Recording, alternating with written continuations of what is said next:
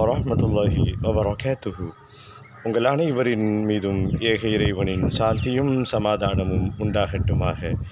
சிந்தனைக்கு சில மணித்துளிகள். தமிழகத்தினுடைய முஸ்லிம் ஊர்களை, இஸ்லாமிய ஊர்களை காண வாருங்கள் என்ற தொடரில் காயல்பட்டினத்தை சார்ந்த பல சுவாரஸ்யமான, நாம் யோசிக்காத பக்கங்களை நாம் தொடர்ந்து சிந்தனைக்கு ஒரு செய்தியாக தொடர்ந்து பார்த்து வருகிறோம். எந்த ஊர்லேயுமே இல்லாத ஒரு மிக முக்கியமான ஒரு சிறப்பு. இதை இந்த ஊரில் இருக்கக்கூடிய மண்ணின் மைந்தர்கள் புரிந்திருக்கிறார்களோ என்று தெரியலை. கிட்டத்தட்ட எந்த ஊர்லேயுமே இல்லை அப்படின்னு நாம் அடித்து சொல்லலாம். இந்த குர்ஆனுக்கும் முஸ்லீம்களுக்கும் உள்ள தொடர்பு எப்படி இருந்துச்சு என்ற சப்ஜெக்ட் வேறு. இந்த குர்ஆனை மனனம் செய்து ஹாஃபில் ஆனவர்களுக்கும் இந்த படிப்புக்கும் ஒரு காலத்தில் சம்மந்தமே இல்லாமல் இருந்துச்சு. மதரசாவுக்கு ஓத போயிட்டாங்கன்னா அவங்களுக்கு அடுத்த படிப்பை படிக்க மாட்டாங்க. பிறகு ஒரு மாற்றங்கள் வந்தது. இறைநிலை கல்வியாக அவர்கள் ஆடிமானார்கள், படித்து பட்டம் பெற்றார்கள், எல்லாம் சரி. இந்த குர்ஆனை மனனம் செய்வது என்பது சாதாரண விஷயம் அல்ல. கிட்டத்தட்ட ஒரு பாரா அல்ல, ஒரு பெரிய 30 ஜுஸுகளை மனனம் செய்யணும். அது ரொம்பவும் சிரமமான ஒரு விஷயம்.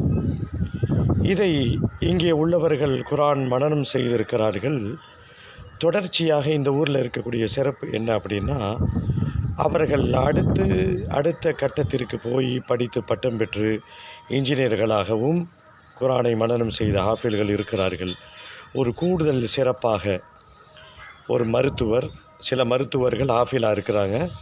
அதுவும் அறுவை சிகிச்சையில், சிறுநீரக அறுவை சிகிச்சையில் ஒரு புகழ்மிக்க நிபுணத்துவம் பெற்ற ஒரு ஸ்பெஷலிஸ்ட் டாக்டராக இருந்து கொண்டு அவரும் ஹாஃபிலாக இருந்து அவர் அடுத்த படிப்பெல்லாம் படித்து அவர் இன்றைக்கு பரபரப்பான ஒரு அறுவை சிகிச்சை, சிறுநீரக அறுவை சிகிச்சை நிபுணர்.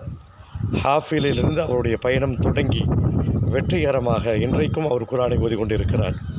இதுபோல் நிறைய ஹாஃபில்கள் இந்த ஊரில் மருத்துவர்களாகவும் ஹாஃபில்களாகவும் இன்ஜினியர்களாகவும் ஹாஃபில்களாகவும் பெரிய பெரிய கல்லூரியை, பெரிய பெரிய அலுவலர்களை நிர்வாகம் செய்யக்கூடிய மேலாளர்களாகவும் ஹாஃபில்களாகவும் தொழிலதிபர்களாகவும் ஹாஃபில்களாகவும் இருக்கிறார்கள்.